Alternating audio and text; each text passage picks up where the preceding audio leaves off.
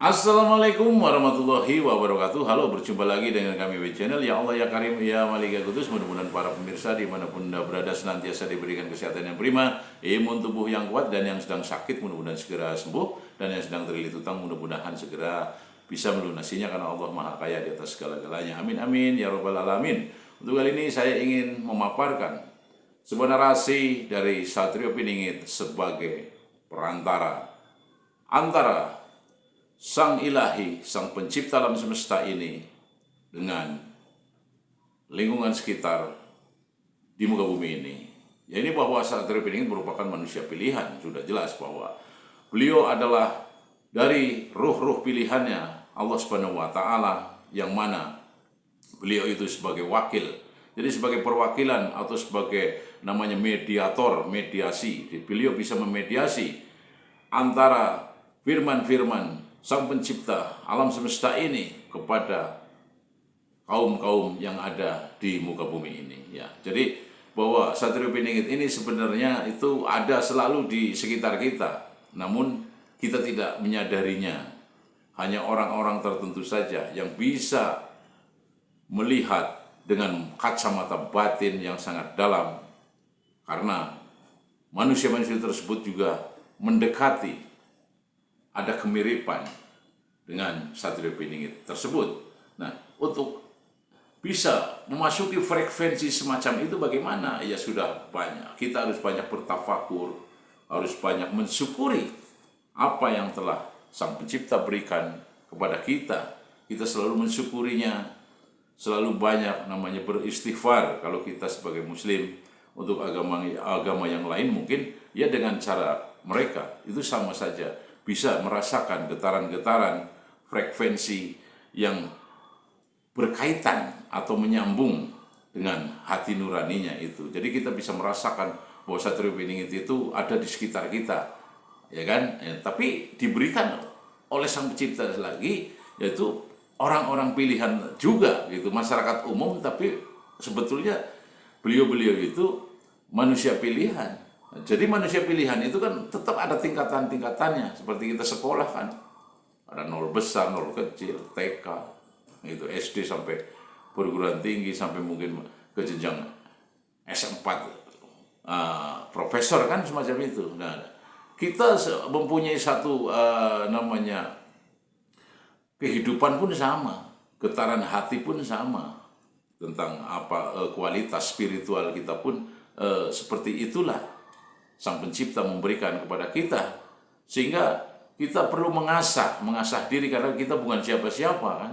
Kita harus mengasah diri kita, mengasah hati kita, kolbu kita itu, sehingga bisa merasakan kehadiran daripada Satrio Piningit tersebut. Saya yakin penonton-penonton pun yakin banyak sebetulnya yang sudah bisa merasakan itu, cuman kadang-kadang tidak bisa menjelaskan, hanya bisa cuma menafsirkan, hanya berkata-kata gitu, mau dijelaskan juga mungkin takut salah, kan semacam itu.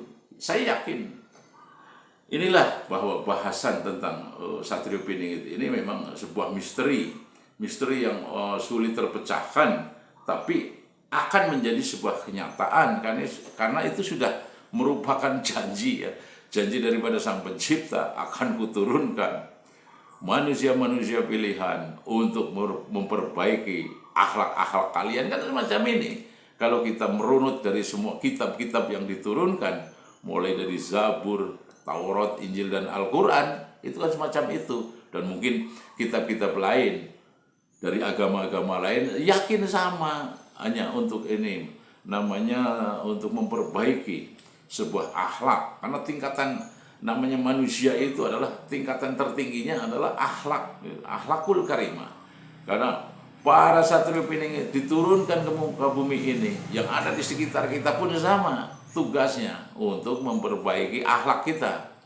Karena tingkatan akhlak itu yang paling tertinggi dalam sebuah kehidupan manusia, untuk mencapai derajat namanya derajat manusia yang baik, derajat manusia yang sangat betul-betul diinginkan oleh Sang Pencipta alam semesta ini, yakni Allah Azza wa Jalla. Karena tidak mungkin Satrio Piningit diturunkan untuk menghasut atau merusak, kan nggak mungkin gitu loh. kecuali mungkin nanti Dajjal gitu loh ya, muncul tapi untuk merusak kan gitu, tapi ada pembasminya kan gitu. Nanti Satrio Piningit akan membasmi itu namanya Dajjal itu tersebut kan, ya kan. Jadi siapa? Ya Nabi Isa alaihi salam. Udah tugasnya semacam itu. Akan turunnya kapan? Kita kan tidak tahu. Imam Mahdi juga akan turun kapan? Kita kan tidak tahu. Hanya bisa namanya apa ya, memprediksi-prediksi semata. Sedangkan prediksi itu kan sesuatu hal yang tidak tepat, tidak pasti, masih samar, abu-abu, kayak gitu loh. Tidak bisa dipastikan sebuah ramalan-ramalan tersebut. Hanya ketika betul, nah baru oh ternyata betul. Itu kayak gitu aja. Jadi kita perlu namanya mengasah diri kita agar kita itu bisa bersinergi satu frekuensi dengan namanya Satrio Piningit yang terkadang ada di sekitar kita namun kita tidak tahu. Nah, makanya dari bahasan-bahasan apapun dari semuanya itu adalah bagaimana kita caranya untuk memperbaiki diri dari hal-hal yang mungkin kurang baik, ya, kurang bisa untuk menempatkan diri kita agar kita bisa menjadi manusia yang betul-betul ihsan ya, antara ucapan dan perbuatan itu sama, tidak mencela-mencela. Kan akhirnya jadi tidak bisa menjadi sebuah patokan, apalagi kita mungkin sebagai kepala keluarga kan, kita kan harus juga konsisten. Waduh, mungkin anaknya ketika kita berbuat sesuatu, anaknya pasti akan menegur. Wah, ibu bapak kok begitu? Kok tidak menjadi sebuah panutan? Istri kita mungkin ya, nah dari situ kita belajar, dari situ dulu lah. Kita harus menjadi sesuatu yang mungkin berguna untuk keluarga dulu, untuk menjadi contoh keluarga, anak dan istri kita dulu lah gitu loh, yang mungkin terbaik ya, terdekat itu.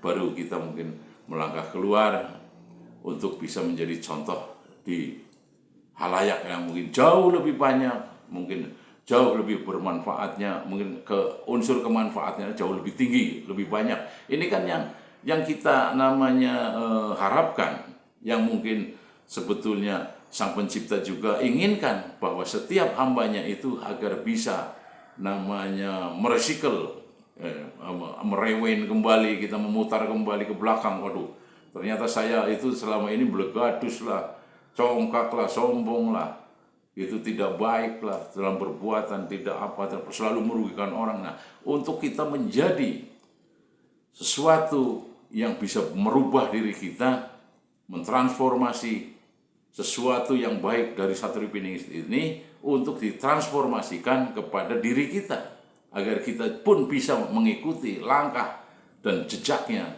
serta suri toladan daripada Satrio Piningit ini, agar kita selalu berguna untuk keluarga, masyarakat, agama, dan negara.